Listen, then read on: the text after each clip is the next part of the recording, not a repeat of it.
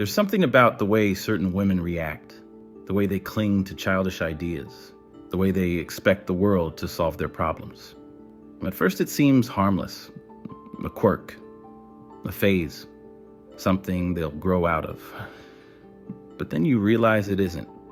You've seen the emotional games, the manipulation, the inability to take responsibility. And if you've suffered from it firsthand, you understand. Immaturity isn't a phase, it's a prison. Please don't misunderstand me. This is not an attack on women. It's about understanding and educating ourselves on this harsh reality. Because immaturity isn't random. It's a defense mechanism, a shield against something deeper, something buried in the darkest corners of the psyche. Carl Jung, one of the greatest minds in psychology, spent his life studying this. He believed that every personality is built from archetypes, unconscious roles shaped by experiences, culture, and history. For women, these archetypes form distinct patterns. First, there is what we call the girl, the eternal child afraid to grow up. Next is the princess, who is entitled and expects the world to serve her. Following her, we have the sorceress, who is manipulative and wields power through deception. Each of these isn't just a personality trait, they're psychological traps. But the real question is, why do so many get stuck? The world sells us an idealized version of women, pure, delicate, and emotionally enlightened. But the truth is that the female psyche, like the male psyche, is full of shadows. The difference is, men's shadows are often expressed as aggression or dominance, while women's shadows disguise themselves as fragility, innocence, and charm. How many times have you seen a grown woman throw a tantrum like a child? How often does the blame always fall on someone else? A father, a boyfriend, society? This is the first symptom of immaturity, the inability to take full responsibility. This is where Jung's archetypes become crucial. According to him, the female psyche is supposed to evolve, to move through stages from innocence to wisdom. But when this evolution stalls, she becomes trapped in one of these roles, an eternal child in an adult body. This is the most obvious form of immaturity. She's the woman who refuses to grow up. She expects to be taken care of, protected, and pampered. She uses her fragility as a weapon, crying instead of arguing, manipulating instead of negotiating. She never accepts that the world owes her nothing. And the terrifying part is society reinforces it.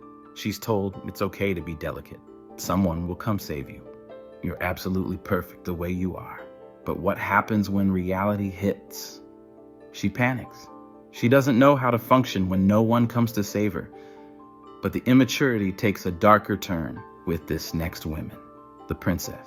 This is the woman who doesn't just cling to fragility, she demands to be worshipped. She believes she deserves everything: love, success, happiness without effort. She's the one who lashes out when life doesn't meet her expectations. The one who feels cheated when she realizes she's not the center of the universe. At this stage, immaturity isn't passive, it's aggressive. And worse than that, she demands that the world kneel before her and do everything she says, no matter the cost. Everything is all about her.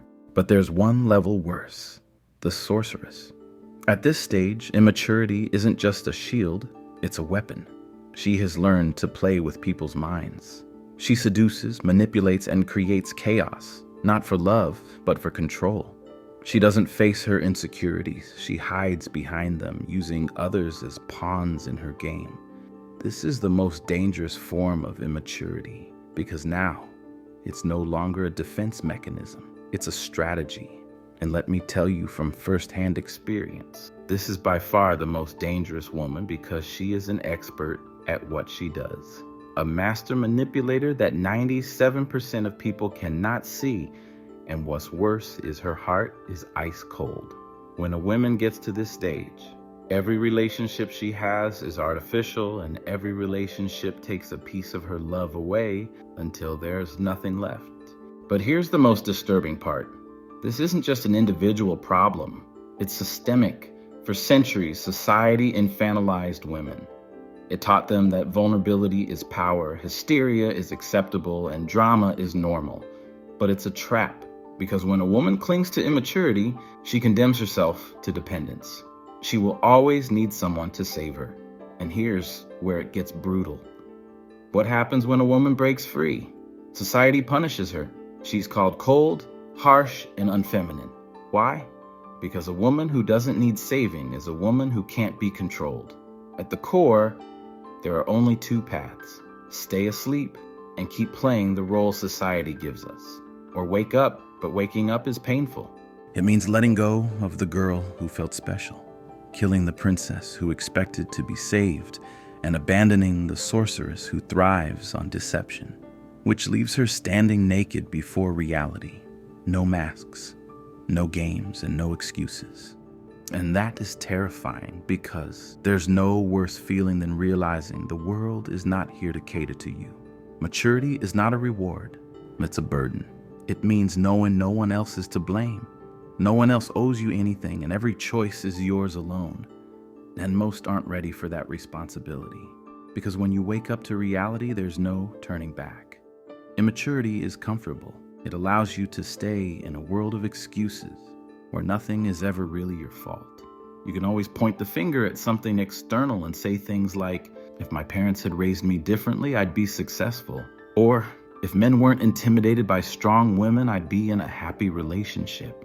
These statements may feel true, but they also keep you stuck, because the moment you take full ownership of your life, you lose the comfort of blaming others. And that is terrifying, because it means if you fail, it's on you. If you waste your life, it's on you. If you stay stagnant, it's on you. And that is the true weight of maturity. When you truly wake up, you realize something. Life was never designed to be fair. No one is coming to save you. No one is obligated to love you, and no one is responsible for your happiness except you. And once you see that truth, you cannot unsee it. At first, it feels like a curse, because the illusion of childhood is shattered. You now can understand why some people cling to their immaturity for dear life, because growing up means surrendering to reality. It means realizing love is not given. It's earned through effort and reciprocity.